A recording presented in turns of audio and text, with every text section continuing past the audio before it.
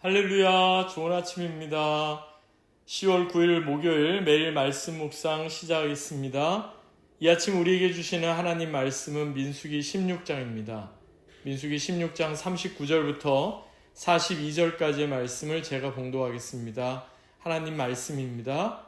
제사장 엘르아살이 불탄 자들이 드렸던 놋 향로를 가져다가 쳐서 제단을 싸서 이스라엘 자손의 기념물이 되게 하였으니 이는 아론 자손이 아닌 다른 사람은 여호와 앞에 분향하러 가까이 오지 못하게 함이며 또 고라와 그의 무리와 같이 되지 않게 하기 위함이라. 여호와께서 모세를 시켜 그에게 명령하신 대로 하였더라.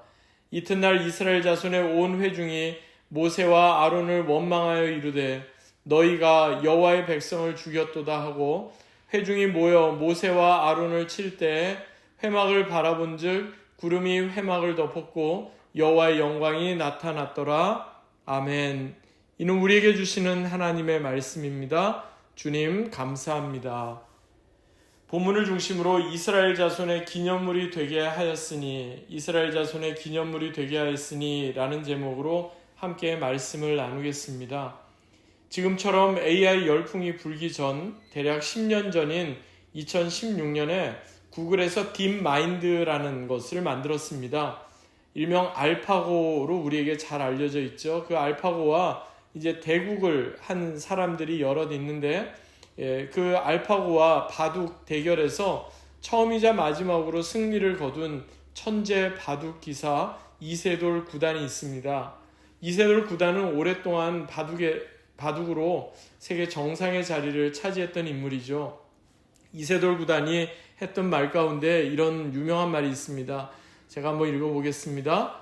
승패가 갈렸다고 바둑이 다 끝난 것이 아닙니다. 승패보다 더 중요한 복기가 남아 있습니다. 무엇을 잘못했고 무엇을 배울 수 있는지를 돌아보는 것, 바둑이나 인생의 실력을 늘리는데 가장 중요합니다. 그렇습니다. 바둑에서 실력자들은요, 대국이 끝났다고 해서 끝이 아니라 반드시 그 마지막에 복기라는 것을 합니다. 복기, 한자로는요, 다시 복자 그리고 바둑 기자를 써서 한마디로 바둑이나 장기 등 그 처음 순서대로 다시 한번 되짚어보는 것을 뜻합니다. 경기 후에 자신 그리고 상대방의 수를 하나하나 되짚어보면서 잘못된 판단은 없었는가, 그리고 좀 더 좋은 수는 없었는가, 이것을 다시 한번 생각해 보는 거죠. 영어로는 문맥에 따라서 리뷰라고도 하고요. 또는 go over 등으로도 이렇게 번역이 되는데, 한마디로 바둑을 처음 두었던 그때부터 처음부터 해서 하나씩 되짚어 가면서 잘못된 점, 잘된 점을 스스로 평가하는 겁니다. 그렇게 함으로써 다음 대국을 어떻게 하면 더 잘 준비할 수 있는지를 다시 한번 그걸 확인하게 되는 거죠. 넓은 의미에서 보면 머릿속에 과거의 자신의 말이나 과거의 행동을 되짚어보고 반성하는 것, 그리고 뉘우치고 좀 더 좋은 방향으로 바꾸려는 일련의 모든 행동은요, 바로 이 복귀와도 같은 그런 행동이다, 이렇게 생각해 볼 수가 있겠습니다. 오늘 본문은 이스라엘 백성들에게 있어서 너무나 뼈아픈 사건을 전해줍니다. 우리가 계속해서 살펴보고 있는 민수기 16장에는요, 하나도 밝은 내용이 없습니다. 레위족 속 그 고라를 위시한 다단, 아비람, 그리고 온, 이들이 반역을 행하죠. 당을 짓고 모세와 아론을 대항합니다. 그리고 이에 따라서 하나님께서 이들을 심판하시는 내용이 나옵니다. 땅이 갈라져서 이들이 멸망을 당하는 그런 안타까운 내용들이 나오죠. 그 모든 것을 옆에서 다 지켜봤던 이스라엘 백성들, 그들의 마음이 어떠했는지도 그대로 전해지고 있습니다. 그런데요, 하나님께서는 이스라엘 백성들의 뼈아픈 과거를 이제는 다 과거니까 그냥 잊고 지나가라 이렇게 말씀하지 않고, 반역의 상징이었던 그 향로 250개를 한데 모아다가 그것을 쳐서 제단을 쌓는 철판을 만들라 이렇게 명하셨다는 사실입니다. 오늘은 그 구체적인 내용, 실행되는 내용이 오늘 본문 가운데 나오는데요. 본문이 시작되는 39절 그리고 40절 보시겠습니다. 제가 봉독하겠습니다. 제사장 엘르아살이 불탄 자들이 드렸던 놋 향로를 가져다가 쳐서 제단을 싸서 이스라엘 자손의 기념물이 되게 하였으니 이는 아론 자손이 아닌 다른 사람은 여호와 앞에 분향하러 가까이 오지 못하게 함이며 또 고라와 그의 무리와 같이 되지 않게 하기 위함이라. 여호와께서 모세를 시켜 그에게 명령하신 대로 하였더라. 아멘. 아론의 아들 제사장 엘르아살이 먼저 해야 했던 일은 무엇입니까? 불에 타서 죽임을 당한 자들, 즉 하나님께서 명하시지 않은 다른 불을 가지고 고라를 추종하여서 반역을 꾀했던 사람들이 들고 있었던 놋 향로를 한데 모으는 일이었습니다. 그리고 그들이 만들었던 그 놋 향로를 불에 다 녹여서 쳐서 번제단을 둘러싸는 그런 덮개를 만들라 하는 거였습니다. 지난 시간에도 말씀드렸던 것처럼 마치 엘르아살의 두 형제 나답과 아비후가 하나님께서 명하시지 않은 다른 불을 가지고 자신들의 임의대로 여호와 하나님께 분향하려 했다가 제단 앞에서 예배를 드리던 중에 죽임을 당했던 사건이나 너무나 비슷한 일이 일어난 겁니다. 그러니까 이를 통해서 하나님의 거룩하심은 결코 우리가 함부로 범할 수 없는 그런 영역이며, 또한 장차 이스라엘 백성들은 누구라도 놋으로 둘러싼 성막의 제단에 나와 여호와 하나님께 제물을 드릴 때마다 반드시 고라와 그의 추종자들이 그 반역을 행했던 그 죄악을 기억하라 하는 그 경고의 의미가 이 안에 다 담겨 있다고 볼 수 있겠습니다. 이를 통해 하나님께서 직접 개입하시고 간섭하심으로 고라를 위시한 250명의 반역자들의 죄악이 낱낱이 드러나고 결국 심판을 받게 되었다는 것을 직간접적으로 이스라엘 백성들에게 전해주고 있는 것입니다. 하나님께서는 이것이 곧 이스라엘 자손의 기념물이 되게 하라 이렇게 명령을 하셨는데요. 어떻게 보면 이것은 바둑에서 대국이 다 끝난 후에 승리 후에 복귀를 하는 게 아니라 뼈저린 그런 패배 후에 바둑 기사가 복귀를 하는 것처럼 지금 이스라엘 백성들은 그런 뼈저린 아픔과 그런 안타까운 그러한 일들을 경험한 후에 다시 한번 제단을 쌓는 철판을 만들어서 이스라엘 자손의 기념물이 되도록 그렇게 했던 겁니다. 그런데요, 이렇게 하나님께서 명하신 대로 제단을 쌓는 그 철판을 만들어서 기념물이 되게 만들었는데 바로 그 다음 날이 되자 어떤 일이 벌어집니까? 모든 이스라엘 백성들이 한꺼번에 일어납니다.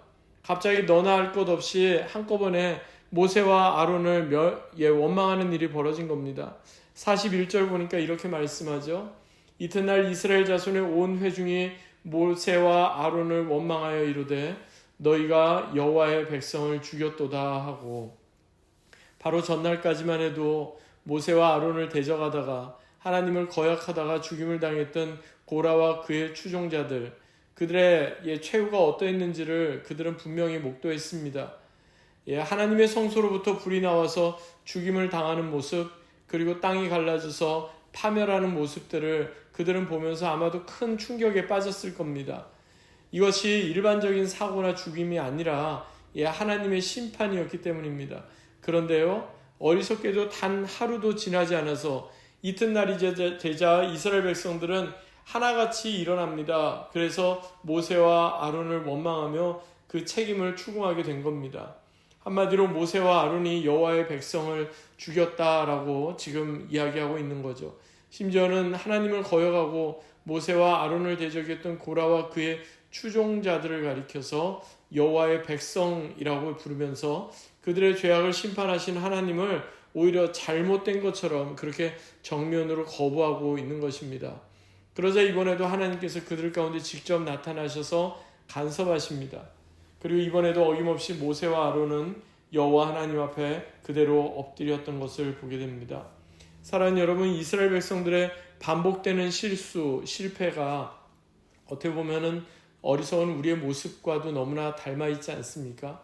만약 우리도 신앙의 복귀를 게으르게 하다면 같은 실수를 반복하고 같은 잘못을 반복하면서도 전혀 나아지거나 전혀 달라지지 않는 그런 모습 가운데 그대로 머물 수밖에 없을 겁니다.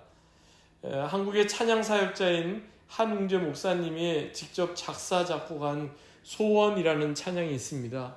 이 찬양의 가사가 이렇습니다. 제가 한번 인용해 보겠습니다.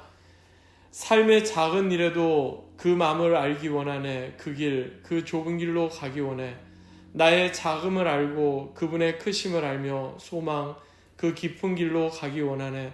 저 높이 솟은 산이 되기보다 여기 오름직한 동산이 되길, 내 가는 길만 비추기보다는 누군가의 길을 비춰준다면 내가 노래하듯이 또 내가 얘기하듯이 살길, 난 그렇게 죽기 원하네.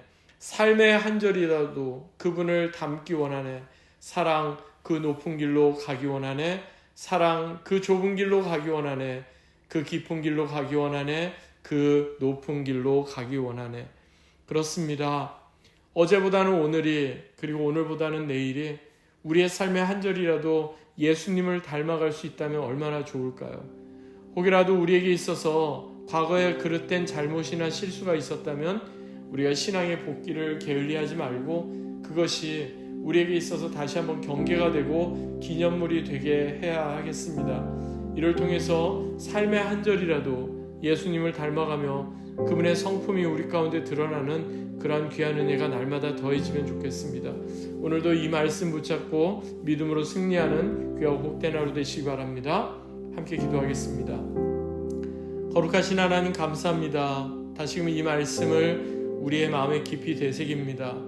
우리도 실수와 반복되는 그런 잘못 가운데 머무는 어리석은 자가 아니라 다시 한번 신앙의 복기를 게을리하지 않으며 잘못된 부분으로부터 이제 돌이키고 말씀과 그리고 하나님께서 주시는 귀한 은혜로 매일매일 예수님의 그런 거룩하심을 우리도 닮아가며 예수님께서 보여주셨던 귀한 복음의 길, 은혜의 길을 쫓아가는 믿음의 사람들 다 되게 하여 주옵소서. 오늘도 이 말씀 붙잡고 믿음으로 승리하는 귀하고 복된 하루가 되게 하옵소서. 감사드리며 살아계신 주 예수 그리스도의 이름으로 간절히 기도하옵나이다. 아멘.